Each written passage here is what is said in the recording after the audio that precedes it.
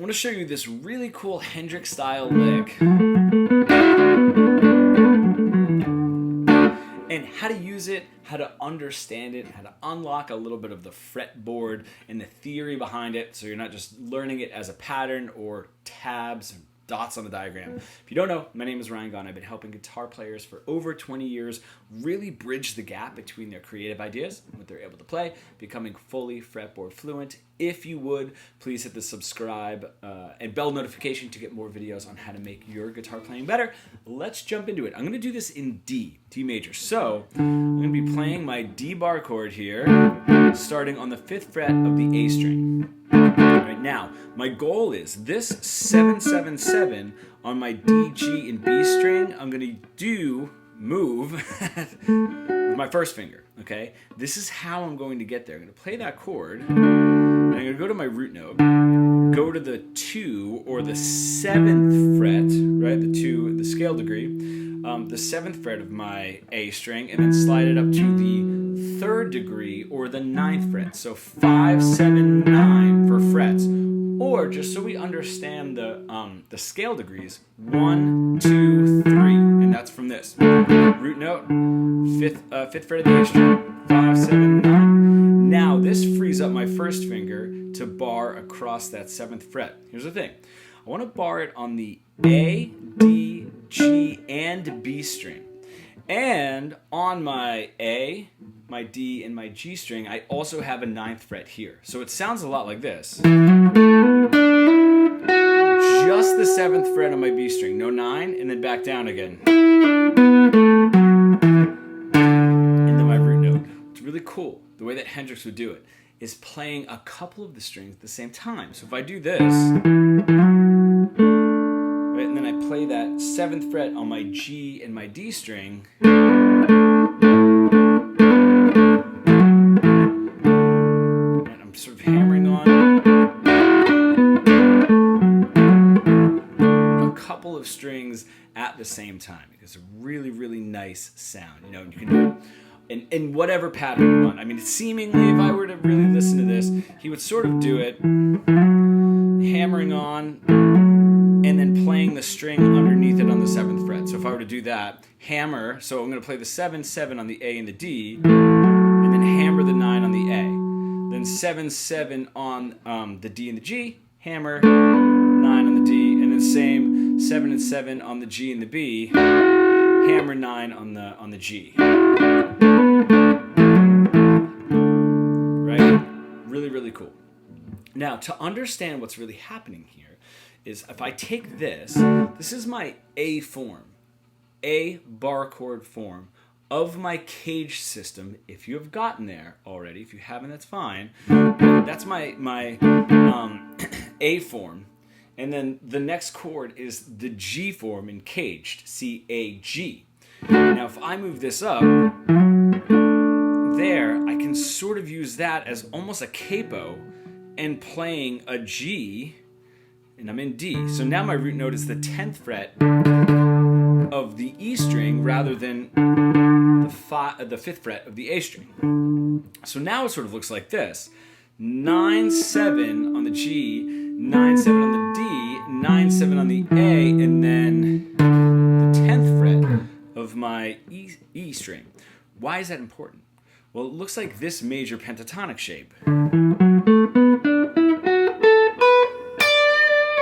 Right? That's like the first major pentatonic shape generally that we learn, just because it mimics the minor pentatonic so well, right? So we have that.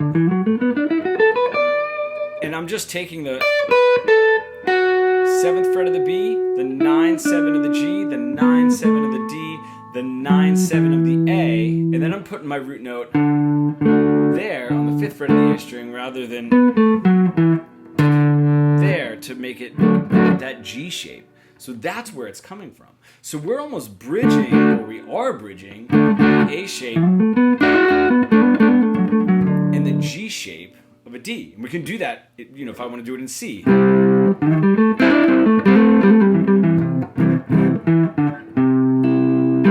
Right? So we can do it in any key. But it starts to open the neck up a little bit. So if I'm here, and I can learn this D major pentatonic, this position of the D major pentatonic, now I'm really opening up the neck here and not getting lost.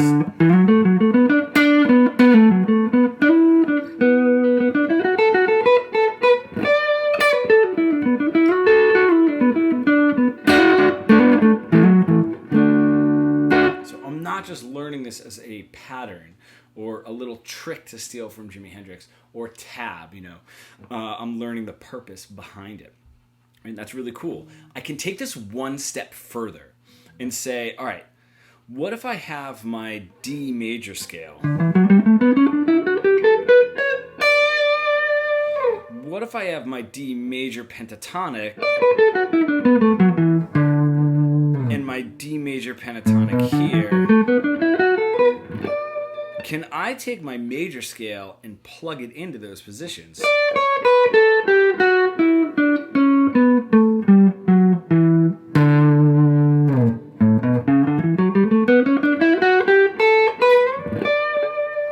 Right? It's a little bit tricky, but I'm playing a D major scale here.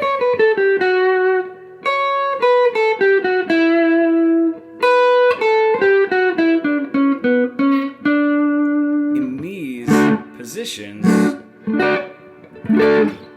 And that's going to open up the entire neck, right? If I can say, all right, my major pentatonic is 1, 2, 3, 5, 6, 1, 2, 3, 5, 6, 1. Can I add the 7 and the 4 in there and get my full major scale, right? 1, 2, 3, 4, 5, 6, 7, 1, 2, 3, 4, 5, 6, 7, 1.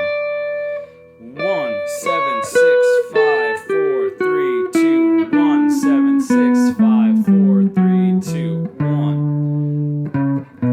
5, 5, 6, 7, 1, 2, 3, 4, 5, 6, 7, 1, 2, 3, 4, 5, 6, 7, 1.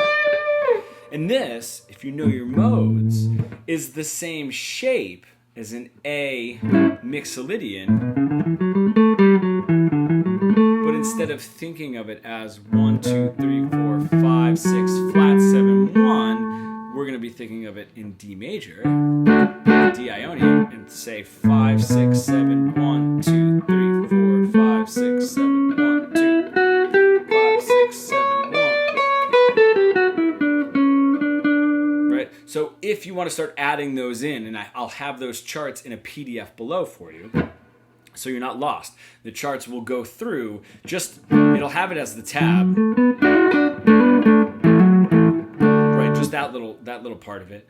And then looking at it as the G shape, and then the major pentatonic there, and then the major pentatonic here, and then the major scale here,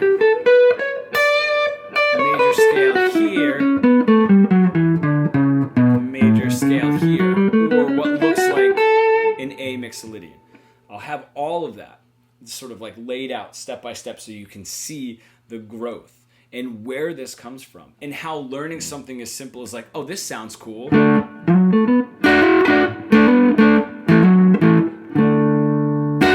Let me learn a little bit more and get a little bit more theory in there of why that works, why that's cool, and how I can expand the neck a little bit. If that was too much, that is totally fine. Comment below and reach out, or you can shoot me an email and say, hey, I saw that video, didn't quite get like most of that theory, which is totally fine if you just want to focus on that cool part.